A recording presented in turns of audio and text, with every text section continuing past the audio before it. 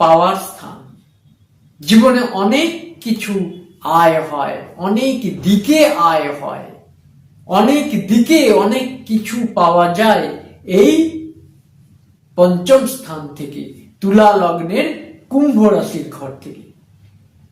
এই কুম্ভ রাশির অধিপতি গ্রহ হচ্ছে শনি মহারাজ, রাজযোগ কারক গ্রহ তুলা লগ্নের মানুষদের।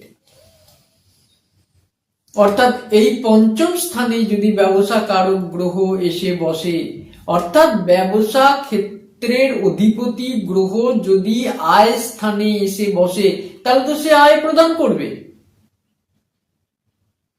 বিচার তো তাই বলছে, হিসাব তো তাই বলছে, তাই না? অর্থাৎ কুম্ভ রাশিতেও মঙ্গল থাকলে তার জীবনে ব্যবসা ক্ষেত্রে প্রচুর উন্নতি করতে পারবে। এই কুম্ভ রাশিতে শুক্র আর মঙ্গল যদি একসঙ্গে থাকে, এই কুম্ভ রাশিতে যদি মঙ্গল থাকে আর শুক্র যদি তুলা রাশিতে থাকে, এই কুম্ভ রাশিতে যদি মঙ্গল থাকে, শুক্র যদি মেষ রাশিতে থাকে, এই সকল গ্রহ যোগগুলো যদি দেখা যায়, তাহলে তার ব্যবসা ভিত্তিক জীবন খুব সুন্দর হবে।